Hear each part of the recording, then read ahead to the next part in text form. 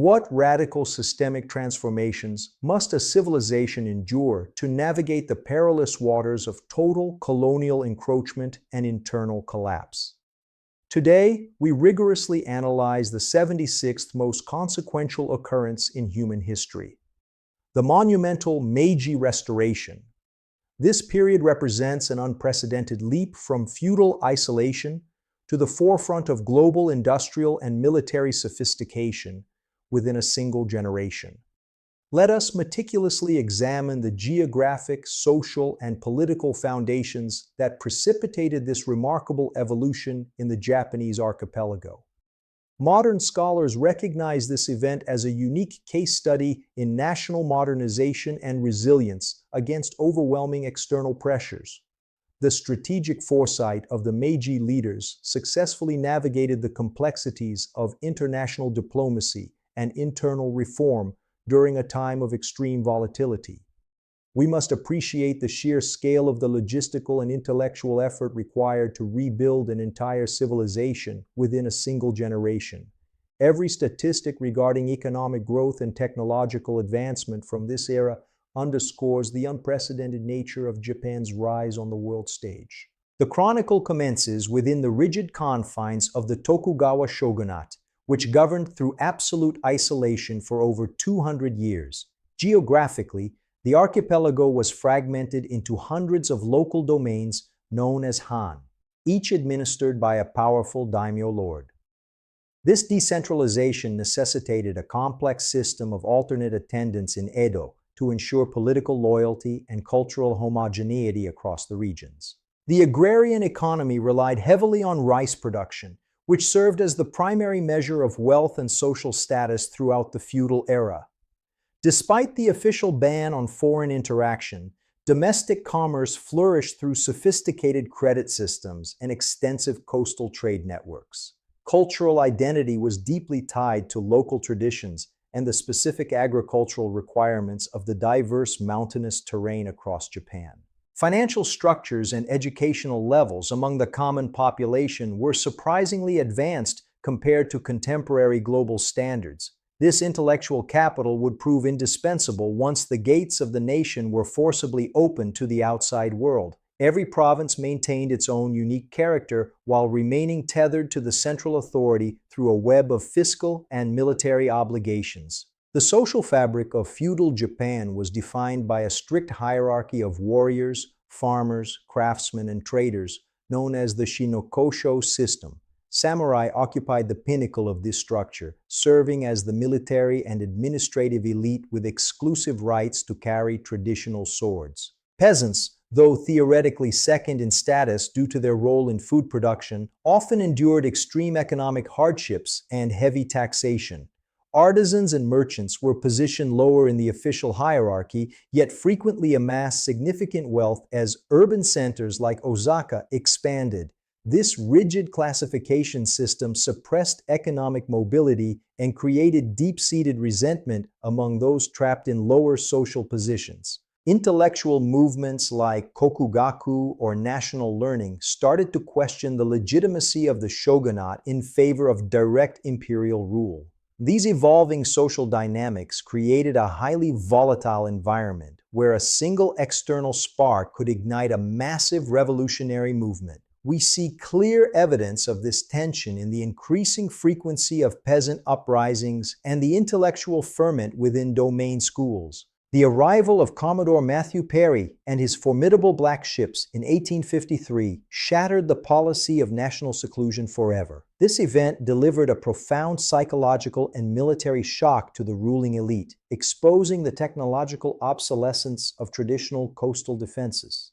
The shogunate was forced to sign unequal treaties that opened treaty ports and granted extraterritorial rights to Western colonial powers. These diplomatic humiliations triggered a nationwide crisis of confidence and galvanized a movement dedicated to expelling the foreigners. The slogan of Sono Joy, meaning revere the emperor and expel the barbarians, became the rallying cry for radicalized young samurai. Foreign diplomats and traders who arrived in the new ports often encountered violent resistance from those who saw them as a threat to national sovereignty. Internal conflict escalated into a full-scale civil war, as the domains of Satsuma and Choshu formed a clandestine alliance against the shogunate. The Boshin War, which began in 1868, tested the military resolve and technological adaptation of both the imperial and shogunal forces. At the Battle of Toba-Fushimi, the imperial army demonstrated the superiority of modern infantry tactics and artillery over traditional cavalry charges. The new government immediately embarked on a series of structural reforms designed to eliminate the vestiges of the feudal social order.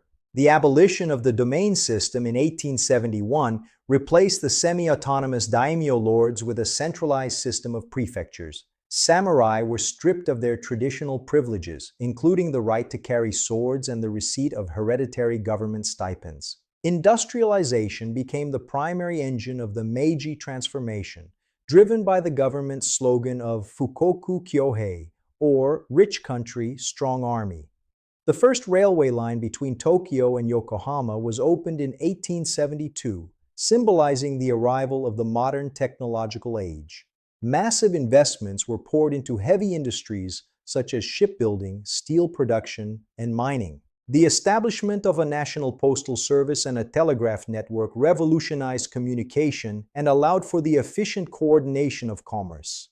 Simultaneously, young Japanese scholars were sent abroad to master the intricacies of Western technology and return to lead the nation's modernization. Every major city was eventually linked by rail, creating a unified domestic market for the first time in the nation's history. The government also promoted the textile industry, which became a major source of export revenue to finance the purchase of foreign technology. Thousands of foreign experts known as Oyato Gaikokujin were invited to provide technical training in engineering, medicine, and administrative science. Japan's ability to master complex industrial technologies within a few decades earned the admiration of the global community. The final stage of the Meiji reforms focused on the creation of a modern political identity through constitutional transformation. The promulgation of the Meiji Constitution in 1889 established a semi-parliamentary system that combined imperial authority with modern governance. This document was the first of its kind in East Asia, representing a sophisticated synthesis of traditional and Western values. Urban modernization in Ginza and the construction of brick buildings symbolized the arrival of Western-style architectural principles. Gas street lamps being lit and the development of modern infrastructure provided the intellectual tools necessary to participate in the industrial economy. This social mobilization was essential for maintaining the momentum of the restoration and ensuring national stability. The government implemented a centralized national education system that achieved nearly universal literacy within a few generations. Schools were used not only to impart technical knowledge, but also to foster a strong sense of national identity and loyalty to the emperor. Every child in Japan was now provided with the skills necessary to succeed in a modern industrial state. The Meiji Restoration stands as an enduring monument to the capacity of human societies to reinvent themselves in the face of existential crisis. We have explored the remarkable journey of a nation that transformed its entire structure to emerge as a formidable modern power on the global stage. Thank you for joining this extensive investigation into the 76th most significant event in our ongoing chronicles of human civilization. This transformation serves as a unique case study in national modernization and resilience that continues to offer profound lessons for the entire world today. The legacy of the Meiji generation lives on in the dynamic and prosperous society that Japan has become in the modern 20th and 21st centuries. We must honor the strategic foresight and collective effort of those who steered the nation through its most critical moment with singular focus.